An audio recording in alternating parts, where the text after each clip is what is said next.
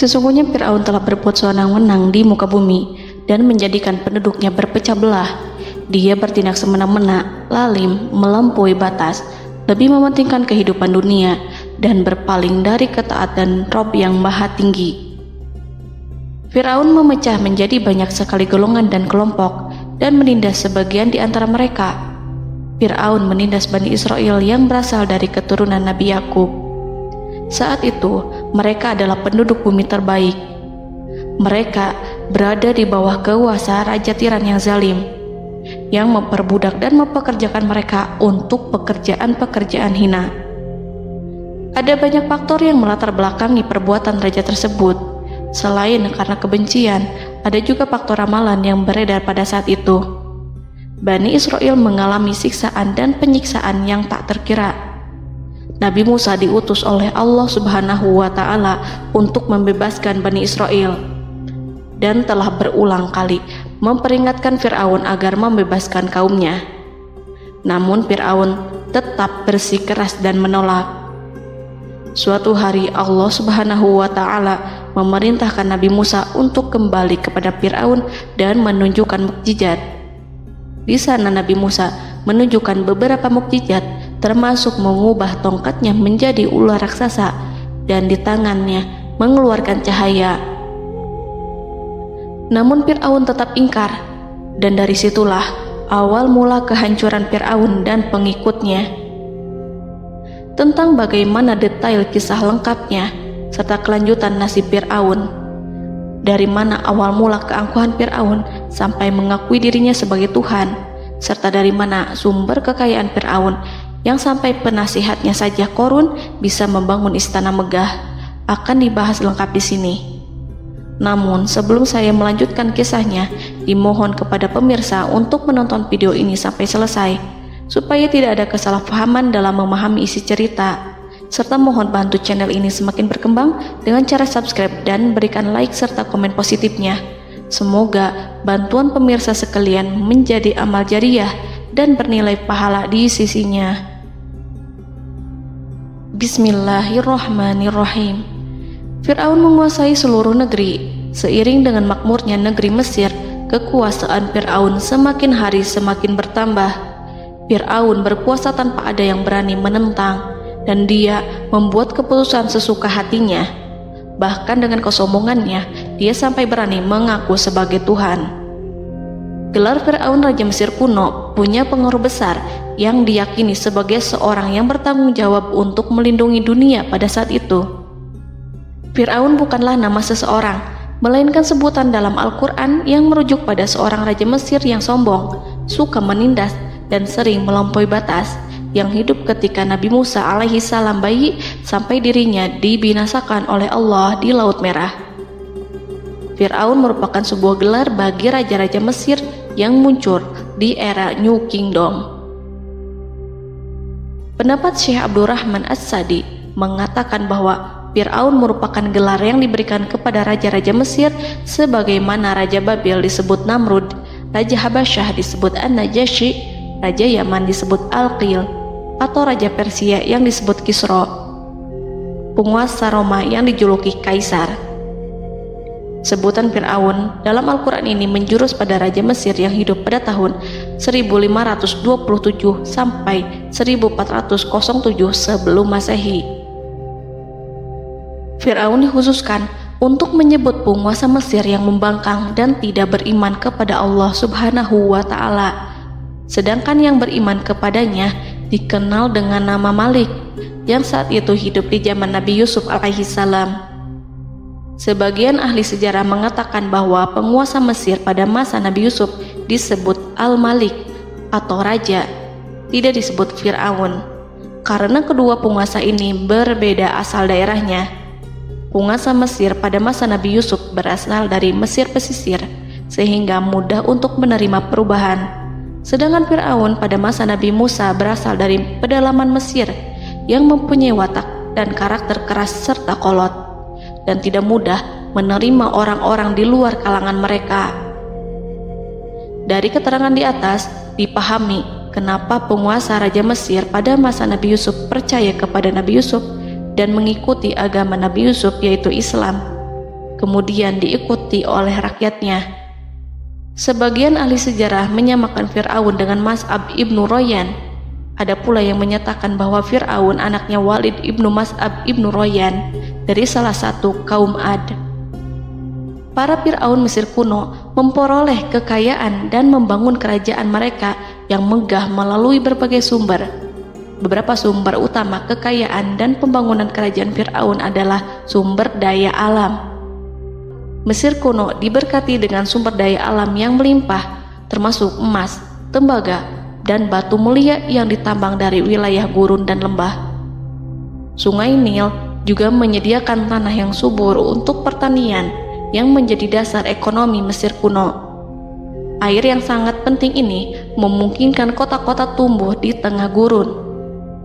Lonjakan air dan nutrisi itu mengubah lembah Nil menjadi tanah pertanian yang produktif. Menurut Organisasi Pangan dan Pertanian PBB, petani Mesir kuno adalah salah satu kelompok pertama yang melakukan pertanian dalam skala besar, menanam tanaman makanan seperti gandum, serta tanaman industri seperti rami untuk membuat pakaian. Sungai Nil mengalir ke utara sejauh 4.160 mil dari timur tengah Afrika ke Laut Tengah, yang memberikan Mesir kuno tanah subur dan air untuk irigasi. Untuk memaksimalkan pemanfaatan air Sungai Nil, petani Mesir kuno mengembangkan sistem irigasi cekungan. Mereka membangun jaringan tanggul berbahan tanah untuk membentuk cekungan. Kemudian mereka menggali saluran untuk mengarahkan air banjir ke dalam cekungan, di mana air akan menggenang selama sebulan hingga tanah jenuh dan siap untuk ditanami. Selain itu, Sungai Nil dapat dimanfaatkan untuk mengangkut material proyek-proyek konstruksi. Untuk mendapatkan manfaat dari Sungai Nil, orang yang tinggal di tepi sungainya harus mencari cara mengatasi banjir tahunan sungai ini. Untuk memprediksi apakah mereka akan menghadapi banjir yang bisa mengakibatkan panen buruk, orang Mesir kuno membangun nilometer atau pilar batu dengan tanda menunjukkan tingkat air. Mereka mengembangkan keterampilan dan teknologi baru dari pertanian hingga pembuatan perahu dan kapal. Sungai Nil juga merupakan rute transportasi penting karena memainkan peran sentral dalam peradaban Mesir kuno. Orang Mesir menjadi ahli dalam membangun perahu dan kapal untuk mengangkut berbagai barang, termasuk ternak, sayuran, ikan, roti, dan kayu. Mesir kuno memiliki perdagangan yang berkembang dengan wilayah Afrika Timur dan Tengah serta Mediterania Timur. Perdagangan ini tidak hanya mencakup barang-barang mewah, tetapi juga bahan pangan dan bahan baku. Fir'aun juga memiliki semua tanah di Mesir dan mengumpulkan pajak dari rakyatnya. Raja Fir'aun juga memperlakukan rakyat dengan kejam tanpa belas kasihan. Ia memeras pajak yang tinggi dan menjadikan kaum Bani Israel sebagai budak kerajaan. Mereka juga menerima upeti dari negara-negara yang dikalahkan atau ingin menjaga hubungan baik dengan Mesir. Bahkan Fir'aun juga memiliki proyek konstruksi untuk membangun struktur megah seperti piramida, kuil, dan monumen yang tidak hanya menunjukkan kekuasaan dan kekayaan mereka, tetapi juga berfungsi sebagai pusat administrasi dan agama. Proyek-proyek ini seringkali menggunakan tenaga kerja dari rakyat yang bekerja selama musim banjir. Kekayaan dan kerajaan megah Fir'aun merupakan hasil dari pengelolaan sumber daya yang efisien, eksploitasi sumber daya alam, dan kebijakan ekonomi yang cerdas. Ini semua mencerminkan kemajuan teknologi, organisasi sosial, dan kekuatan politik Mesir kuno. Kekayaan para Fir'aun Mesir kuno memang sangat luar biasa dan telah menjadi topik penelitian dan kekaguman selama berabad-abad. Fir'aun juga dikenal karena kehidupan mewah mereka.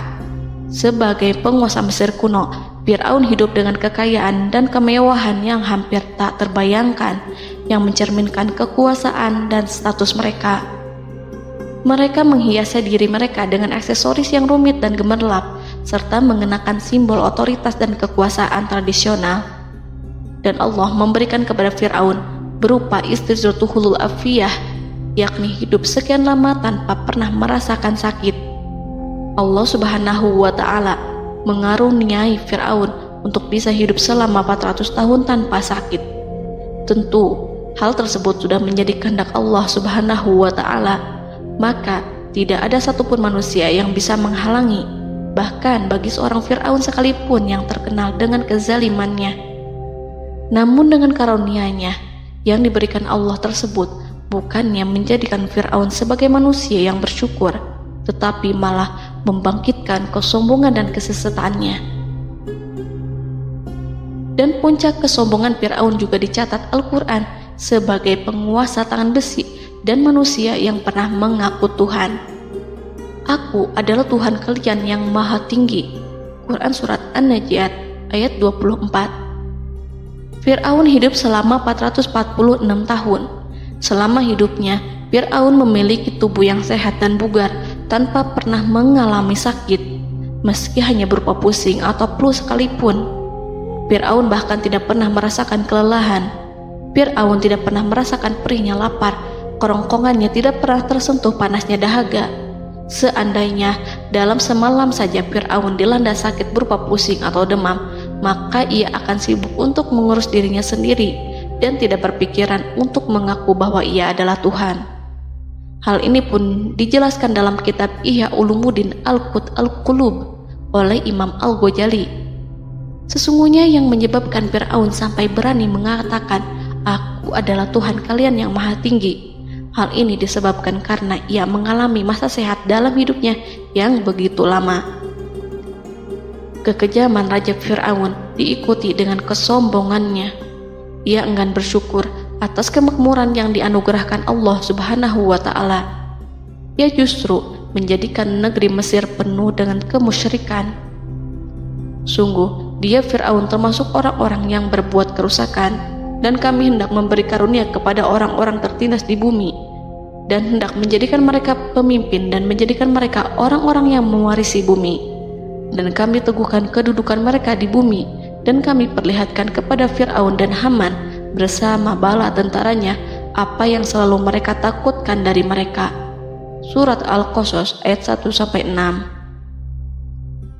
Haman yang merupakan penasihat dan sekaligus pelaksana proyek pembangunan menara untuk Fir'aun yang ikut berkontribusi dalam kesesatan Fir'aun, dan dia juga yang menjadi aktor utama atas kezaliman Fir'aun yang nantinya memberikan nasihat kepada Fir'aun dan mendorongnya untuk menolak ajaran Nabi Musa alaihi salam. Faktor yang mendorong Fir'aun melakukan tindakan keji ini adalah Bani Israel yang mempelajari suatu hal yang mereka riwayatkan dari Ibrahim, bahwa suatu saat nanti akan lahir seorang anak Bani Israel yang akan menghancurkan kekuasaan Raja Mesir. Berita gembira ini terjadi saat insiden antara Sarah, istri Nabi Ibrahim alaihissalam, dengan Raja Mesir yang saat itu berniat jahat terhadap Sarah. Namun Allah menjaganya. Berita gembira ini santer terdengar di antara Bani Israel.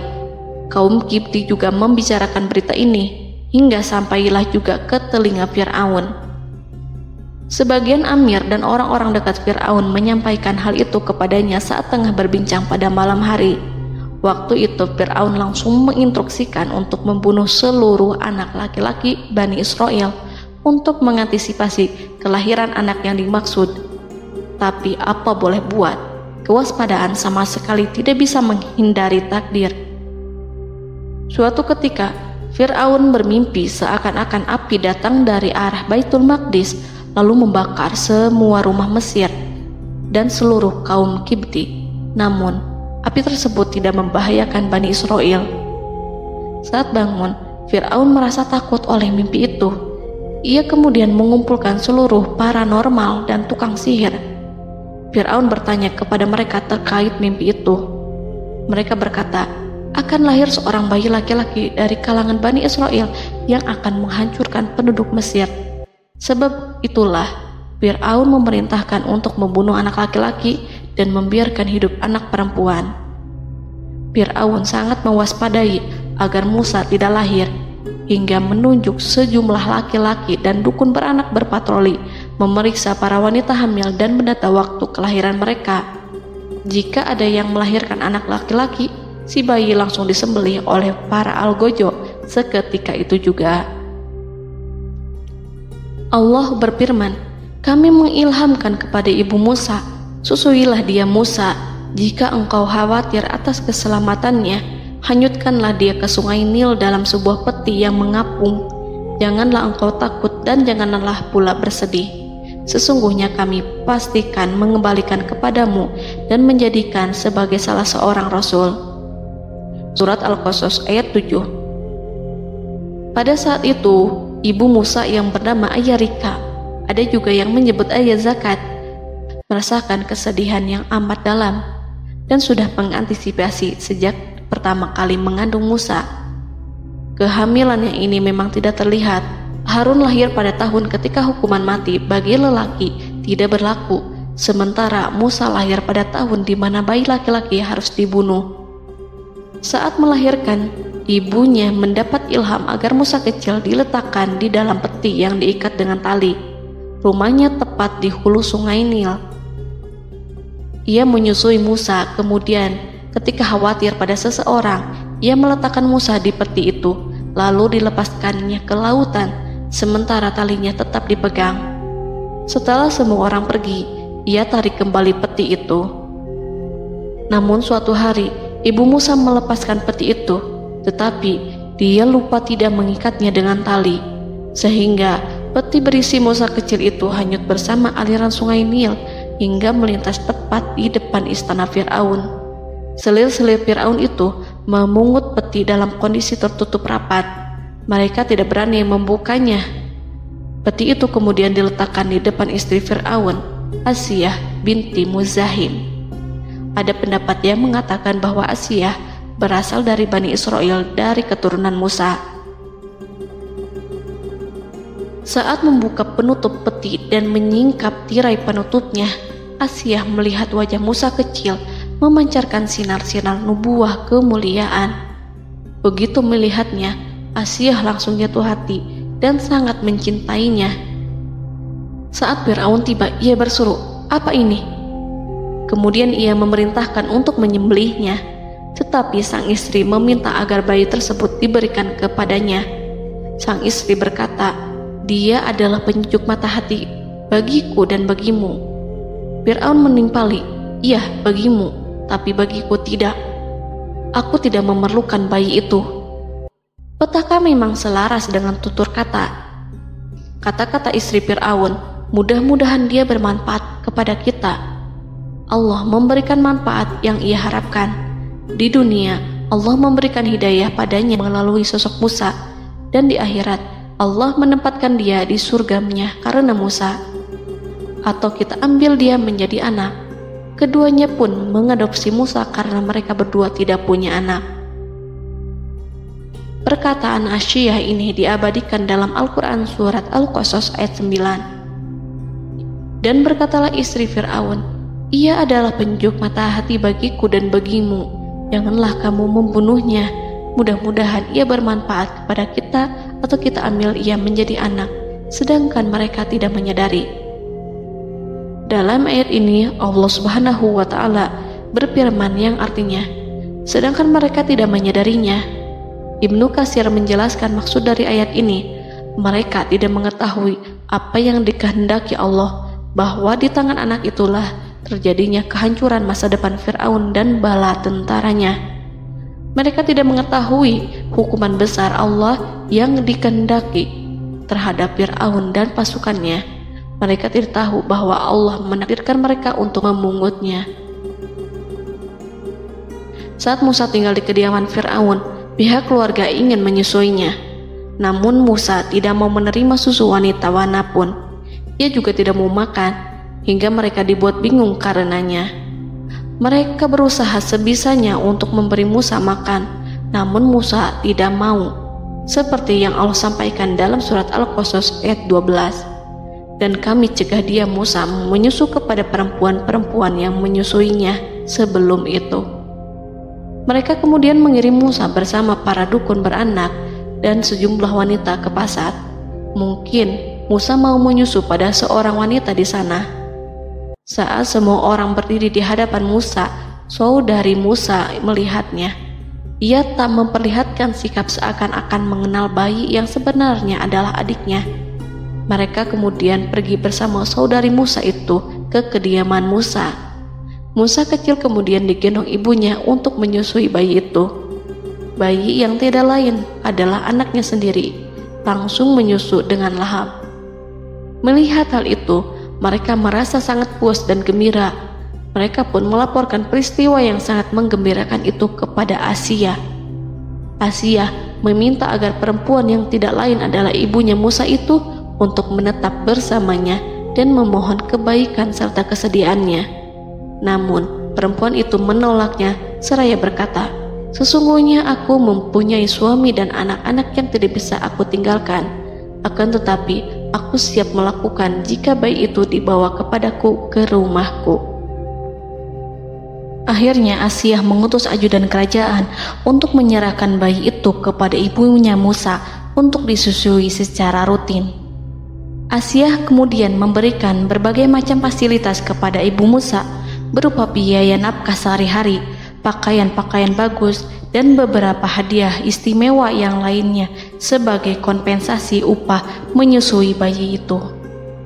Akhirnya, Musa kecil kembali ke pangkuan ibunya dan berada di bawah asuhannya. Allah telah menyatukan kembali bayi yang bernama Musa itu dengan ibunya sendiri. Fir'aun tidak akan menyangka jika Allah telah mempersiapkan sesuatu yang besar lewat kehadiran Musa kecil di kerajaannya. Sang raja bengis lagi terpedaya oleh banyaknya pasukan yang dimiliki, kekuasaan, dan luasnya kerajaan yang maha agung yang tak terkalahkan, dan takdirnya tak bisa ditentang. Allah telah memutuskan bahwa bayi itu yang dia dan pengikutnya waspadai keberadaannya itu hingga dengan bengis membunuh banyak sekali nyawa yang tak terhitung jumlahnya. Padahal anak tersebut justru tumbuh dewasa di kediamannya, di atas kasurnya, memakan makanannya, dan meminum yang ada di rumahnya. Fir'aun sendiri justru mengadopsi dan merawat serta mengasuhnya tanpa menyadari rahasia besar di balik itu. Anak itu yang membuatnya binasa di dunia dan akhirat karena menentang kebenaran yang nyata yang ia sampaikan kepadanya. Nabi Musa tumbuh dan hidup sebagai salah seorang dari keluarga kerajaan hingga mencapai usia dewasanya, di mana ia memperoleh asuhan dan pendidikan sesuai dengan tradisi istana. Allah Subhanahu wa Ta'ala mengaruniakannya hikmah dan pengetahuan sebagai persiapan tugas kenabian dan risalah yang diwahyukan kepadanya. Musa tumbuh menjadi seorang pemuda yang mempunyai fisik dan akhlak yang kuat. Allah anugerahkan kepada Musa kesempurnaan tubuh dan kekuatan jasmani. Musa juga menyadari bahwa dia hanyalah anak angkat, tidak setetes pun darah Fir'aun mengalir padanya, dan bahwa ia keturunan Bani Israel yang ditindas dan diperlakukan sewenang-wenang oleh Fir'aun dan kaumnya. Maka dia berjanji kepada dirinya sendiri akan menjadi pembela bagi kaum-kaum yang lemah yang tertindas. Kekuatan fisik Nabi Musa memang tidak bisa diragukan. Itu terbukti pada saat Nabi Musa mampu mengangkat batu penutup sumur seorang diri, padahal batu itu hanya bisa diangkat oleh 10 orang laki-laki. Peristiwa kedua saat perkelahian antara Bani Israel dan orang Kipti atau kaumnya Fir'aun, suku asli Mesir. Saat orang Israel meminta pertolongan kepada Musa untuk mengalahkan orang Kipti, Musa menghampiri orang Kipti tersebut. Dengan tangan terkepal, Musa meninju orang Kipti dan matilah musuhnya itu. Orang Kipti hanya mati karena pukulan itu. Musa tidak sengaja dan tidak bermaksud untuk membunuh orang Kipti. Musa hanya berniat membuatnya jera. Dan karena peristiwa itulah Nabi Musa pergi meninggalkan Mesir karena Musa takut terhadap Fir'aun dan tentaranya yang akan membunuhnya. Karena jika mereka tahu bahwa Musa membunuh orang Kipti demi membela salah seorang Bani Israel, akan membuat Fir'aun dan pengikutnya mencurigai bahwa Musa memang berasal dari Bani Israel, dan pada akhirnya akan memicu sebuah permasalahan besar. Dan pada waktu yang sudah ditentukan oleh Allah, sekitar 10 tahun Nabi Musa meninggalkan Mesir. Pada akhirnya Allah mengamanahkan dia sebagai seorang rasul. Allah anugerahkan kepadanya hikmah kenabian dan pengetahuan di usia 40 tahun. Allah perintahkan Musa kembali ke Mesir untuk menghadapi Fir'aun dan mengajak dia mengakui Tuhan semesta alam. Tugas ini penuh dengan bahaya, mungkin bisa membuat Musa kehilangan nyawa, tetapi menuruti perintah Allah itu mutlak baginya. Ditemani oleh saudaranya Harun untuk membantunya membenarkan perkataannya. Lidah Musa cedal karena bara api yang pernah diletakkan di lidahnya saat Fir'aun hendak menguji akalnya setelah menarik jingat Fir'aun hingga berdarah. Fir'aun bermaksud untuk membunuhnya. Asyah mengkhawatirkan Musa lalu berkata, dia masih kecil. Fir'aun kemudian menguji Musa dengan meletakkan buah dan bara api di hadapannya. Musa kecil hendak bermaksud meraih buah-buahan, tetapi tangannya dialihkan oleh malaikat. Lalu Musa mengambil bara api dan ia letakkan di lidahnya. Lidahnya cedal karena bara api ini. Musa meminta kepada Allah agar kekakuan yang ada di lidahnya dihilangkan sebagian, sebatas agar kata-katanya bisa dipahami, dan tidak meminta untuk dihilangkan secara total, karena para rasul hanya meminta sebatas yang diperlukan. Pergilah kamu kepada Fir'aun, karena dia benar-benar telah melampaui batas, maka berbicaralah kamu berdua kepadanya dengan kata-kata yang lemah lembut. Mudah-mudahan dia sadar atau takut. Quran Surat Toha ayat 42-43. Ini merupakan sifat santun dan kasih sayang serta rahmat Allah terhadap makhluknya, meski Allah mengetahui kekafiran dan kesewenang-wenangan dan kesombongan Fir'aun. Bersama Harun, Musa mendatangi Fir'aun setelah menemui beberapa rintangan yang lazim ketika akan menemui raja pada waktu itu. Pertemuan Musa dan Harun juga dihadiri oleh beberapa anggota pemerintahan dan penasihat. Bertanyalah Fir'aun kepada mereka berdua, siapakah kalian berdua ini? Musa menjawab, kami Musa dan Harun adalah pesuruh Allah agar kamu membebaskan Bani Israel dari perbudakan dan penindasanmu dan menyerahkan mereka kepada kami agar mereka menyembah kepada Allah dengan leluasa dan menghindari siksaanmu. Fir'aun segera mengenal Musa dan berkata kepadanya, bukankah engkau Musa yang sudah kami asuh sejak bayimu dan kami asuh dalam istana sampai usia remajamu dan mendapat pendidikan serta pengajaran yang menjadikan engkau pandai? Dan bukankah engkau yang melakukan pembunuhan terhadap diri daripada seorang dari golongan kami? Sudahkah engkau lupa terhadap itu semua dan tak ingat akan jasa kami kepadamu? Musa menjawab, bahwasannya engkau telah mengurus aku sejak kecil. Itu bukanlah jasa yang dapat kamu banggakan, karena jatuhnya aku pada tanganmu akibat dari kekejaman dan kezalimanmu tatkala engkau memerintah agar orang-orangmu menyembelih setiap bayi laki-laki yang lahir, sehingga ibuku membiarkanku mengapung di sungai Nil dan aku dipungut oleh istrimu, sehingga selamatlah aku dari pengejaranmu dan penyembelihanmu. Dan kebaikan yang engkau sebutkan itu sebanding dengan perlakuanmu terhadap sebuah suku bangsa besar, yaitu Bani Israel secara keseluruhan, karena engkau telah menindas dan menjadikan mereka budak-budak untuk melayanimu. Dan mengenai pembunuhan itu merupakan kehilafanku, lalu aku lari darimu karena aku takut kepadamu. Namun peristiwa itu merupakan rahmat dan hikmah yang terselubung bagiku, sebab dalam perantauanku setelah aku melarikan diri dari negerimu ini, Allah Subhanahu wa Ta'ala mengaruniakanku dengan hikmah ilmu dan mengutus aku sebagai rasul. Maka dalam rangka tugasku sebagai rasul, datanglah aku kepadamu atas perintah Allah untuk mengajak engkau dan kaummu untuk menyembah Allah dan meninggalkan kezaliman serta penindasanmu terhadap Bani Israel yang kau pekerjakan dan perbudak mereka untuk melakukan pekerjaan dan melayanimu. Fir'aun bertanya, siapakah Tuhan yang engkau sebut-sebut itu, hai Musa?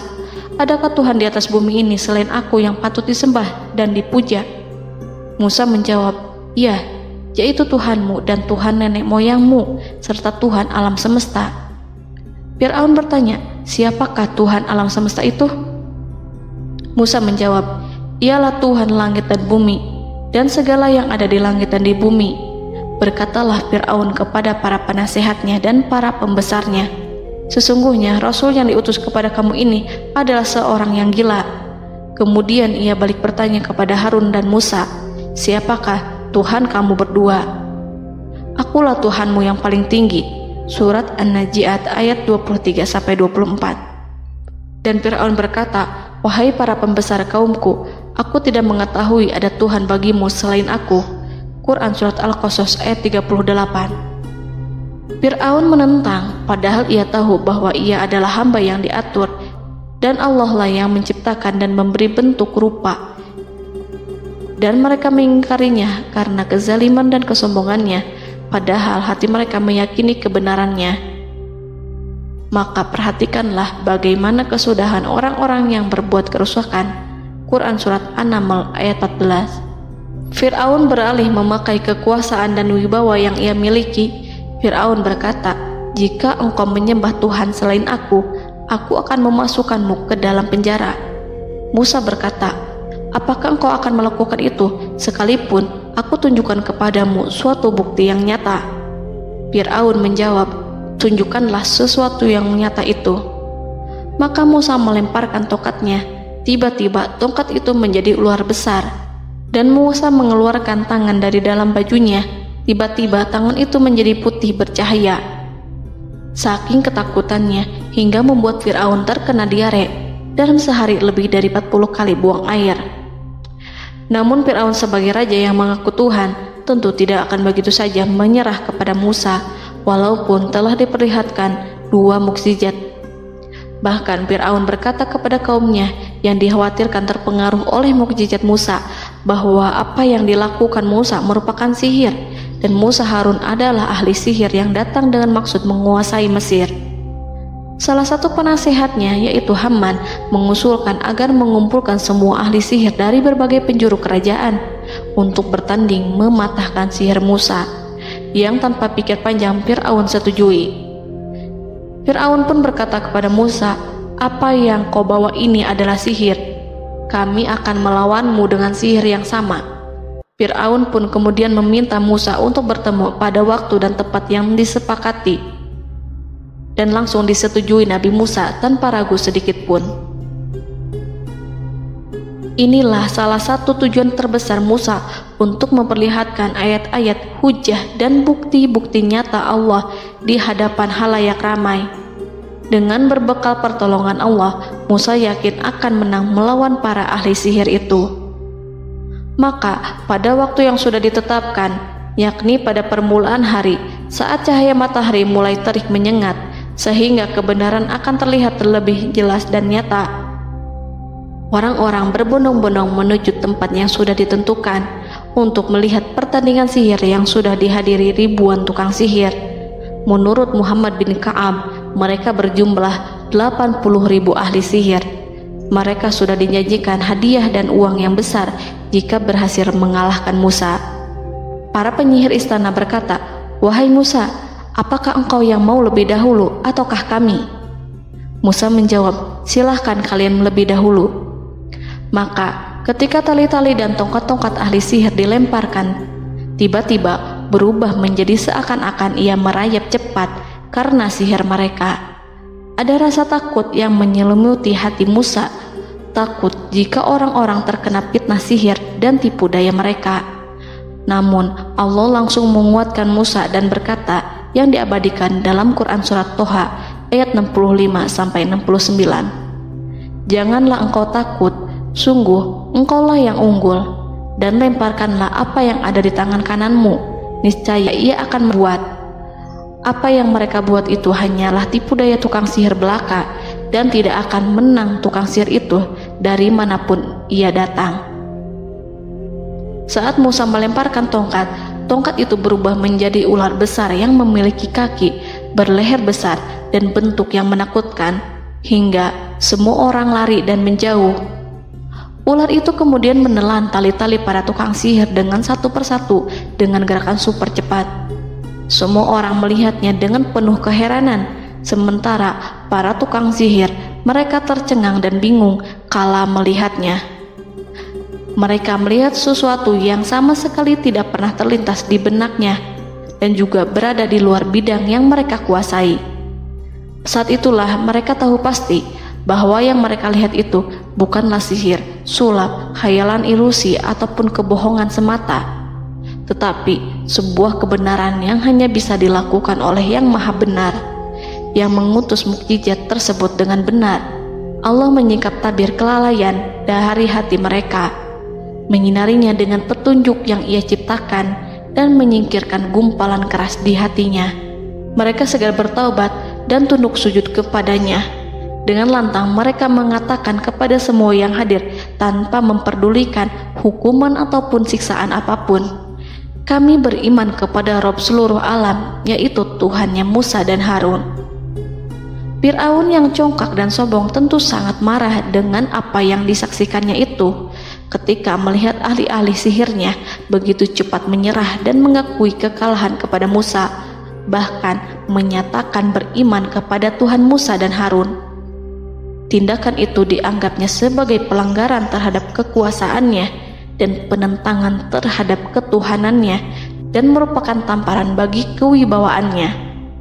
Fir'aun berkata kepada mereka, "Apakah kalian telah beriman kepada Musa sebelum aku memberi izin? Kenapa kalian tidak terlebih dahulu bermusyawarah kepadaku sebelum melakukan tindakan keji di hadapan rakyatku ini? Dia itu pemimpinmu yang mengajarkanmu sihir, dan bukankah ini adalah persengkongkolanmu terhadapku? Musa dapat mengalahkan kamu sebab ia mungkin merupakan guru dan pembesar yang mengajari sihir kepadamu, dan kamu telah mengaturnya, dan sandiwaramu ini tak akan kubiarkan. Akan kupotong tangan dan kakimu secara bersilang, dan sungguh aku akan salib kamu pada pangkal pohon kurma sebagai balasan dan hukuman atas pengkhianatanmu ini." Walaupun melihat langsung kebenarannya, Fir'aun tetap tidak percaya. Dia tidak suka keyakinan para penyihir terhadap Musa. Para penyihir itu yang telah mengakui keimanan mereka kepada Allah tak merasa gentar ataupun takut, karena ketika para tukang sihir itu sujud, mereka melihat rumah dan istana-istana di surga yang telah dipersiapkan untuk mereka. Semuanya dirias untuk menyambut kedatangan mereka. Karena itu, mereka tidak peduli dengan ancaman Fir'aun. Setelah peristiwa kekalahan penyihir Fir'aun dengan mukjizat Nabi Musa itu, Fir'aun serta penasihat dan para pembesarnya, termasuk Haman, merencanakan penindasan yang lebih kejam untuk kaum Bani Israel dan merencanakan pembunuhan terhadap Nabi Musa. Fir'aun khawatir jika gerakan Musa tidak dipatahkan akan mengancam kerajaan dan kewibawaannya yang mengaku sebagai Tuhan. Walaupun sudah diingatkan oleh orang mukmin dari kalangan keluarga Fir'aun agar tidak membunuh Nabi Musa dan menyeru kembali menuju jalan yang benar dan mengingatkan kepada akibat yang buruk yang akan didapati nanti, namun Fir'aun dan penasihatnya tetap berada pada kesesatan. Sebagai balasannya, Allah menghukum Fir'aun dan penduduknya dengan kekeringan dan penyakit yang bertahun-tahun karena menolak Rasulnya. Mereka dilanda banjir bandang, darah yang bercampur dengan seluruh air yang ada. Setiap kali mereka akan mengambil air, baik air sumur ataupun air sungai Nil, pasti akan berubah menjadi darah segar. Serbuan belalang pun tidak bisa mereka hindari. Belalang menghinggapi tanaman hingga tak menyisakan satupun buah, daun ataupun rumput. Serangan hama dan wabah katak juga mengerumuni mereka hingga berjatuhan di makanan, wadah-wadah, sampai-sampai ketika ada yang membuka mulut untuk makan ataupun minum, pasti ada katak yang jatuh di situ. Semua hukuman itu hanya menimpa Fir'aun dan pengikutnya, sama sekali tidak menimpa Nabi Musa dan Bani Israel. Namun mereka tidak belajar ataupun berubah, mereka tetap saja kafir dan hanyut dalam kejahatan. Setiap kali Allah timpakan hukuman kepada Fir'aun dan pengikutnya, mereka bersumpah dan berjanji kepada Musa untuk beriman. Namun ketika hukuman itu dihilangkan, mereka ingkar janji berpaling dan kembali kepada keburukan seperti sedia kala. Dari semua penderitaan ini, Allah perintahkan Musa membawa pengikutnya keluar dari Mesir, memulai perjalanan berbahaya antara hidup dan mati. Setelah mengetahui keberangkatan Nabi Musa dan Bani Israel, Fir'aun bersama tentaranya bergerak untuk membantai mereka.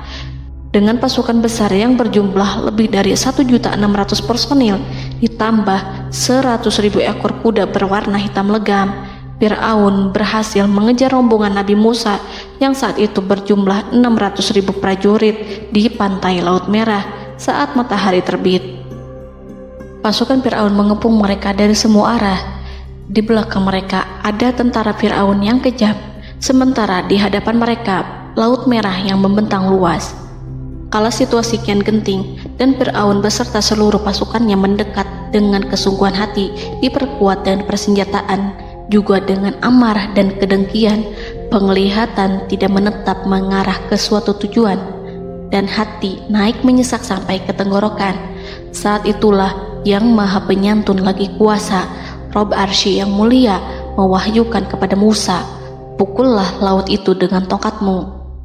Maka tatkala Musa memukulkan tongkatnya ke lautan, laut itu pun terbelah. Air lautan berdiri tegak laksana gunung yang terbelah oleh kuasa yang maha agung, yang bersumber dari zat yang mengatakan kepada sesuatu, "Jadilah," maka jadilah sesuatu itu. Allah memerintahkan angin barat untuk menyapu kerikil-kerikil hitam lautan, hingga dasar lautan berubah menjadi tanah yang kering, yang tidak melekat pada kaki-kaki kuda dan hewan. Allah memerintahkan Musa untuk melintas bersama kaumnya. Mereka segera turun melintas dengan senang. Mereka menyaksikan sebuah hal yang membuat mata tercengang dan memberikan petunjuk pada hati orang-orang yang mukmin. Setelah Musa bersama kaumnya melintas secara keseluruhan dan keluar dari lautan, saat itulah pasukan garis depan Fir'aun baru masuk. Saat itu Musa bermaksud memukulkan tongkat ke lautan agar kondisi laut kembali seperti sedia kala, agar Fir'aun dan pasukannya tidak bisa mengejar. Tapi Allah yang Maha Kuasa dan pemilik keluhuran memerintahkan agar lautan tetap dibiarkan seperti itu, seperti yang ia firmankan.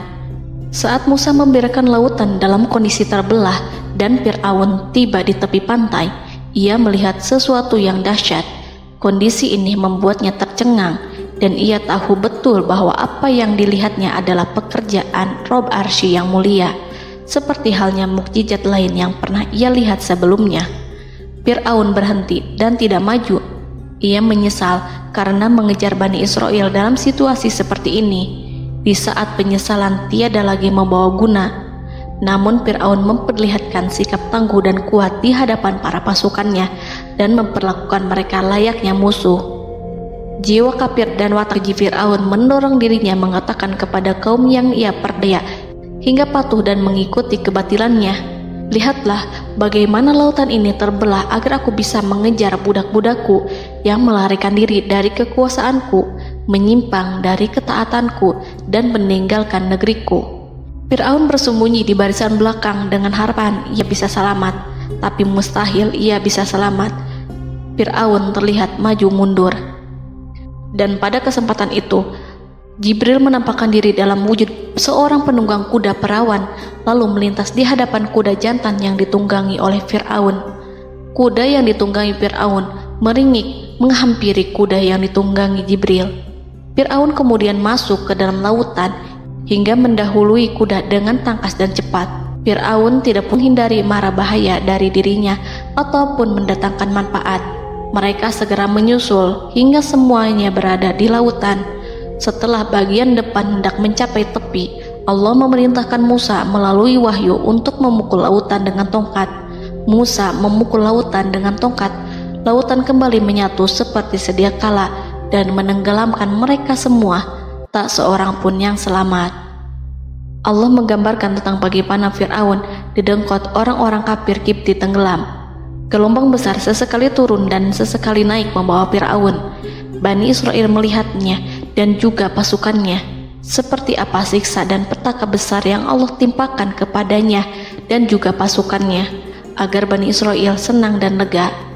Saat Fir'aun menyaksikan kematian dan mulai sakarat, ia kembali kepada jalan kebenaran dan bertaubat, serta beriman pada saat keimanan tiada lagi membawa guna.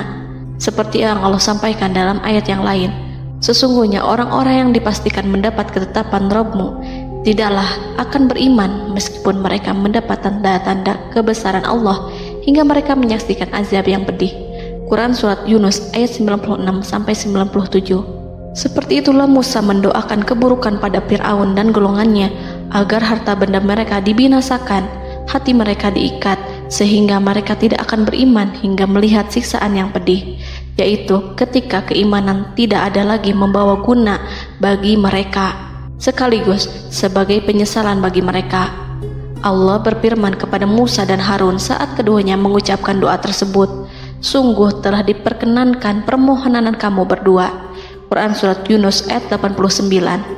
Siksaan yang ditimpakan kepada Fir'aun dan pasukannya ini merupakan jawaban atas doa Musa dan saudaranya Harun. Dalam hadis riwayat Imam Ahmad, Rasulullah Shallallahu Alaihi Wasallam bersabda, saat Fir'aun berkata, aku percaya bahwa tidak ada Tuhan melainkan Rabb yang dipercaya Bani Israel, Jibril berkata kepadaku, wahai Muhammad, andai kau melihatku saat mengambil pasir lautan, lalu aku sumpalkan ke mulutnya karena khawatir jika rahmat menghampirinya. Ibnu Abbas dan lainnya mengatakan, sebagian Bani Israel meragukan kematian Fir'aun, bahkan ada yang menyatakan bahwa Fir'aun tidak mati. Allah kemudian memerintahkan lautan untuk mengapungkan jasad Fir'aun. Maka pada hari ini kami selamatkan jasadmu, yaitu dengan mengenakan baju perang yang dengannya kau dikenali, agar engkau dapat menjadi pelajaran bagi orang-orang yang datang setelahmu, yaitu agar kau menjadi bukti bagi Bani Israel atas kekuasaan Allah yang membinasakan Fir'aun.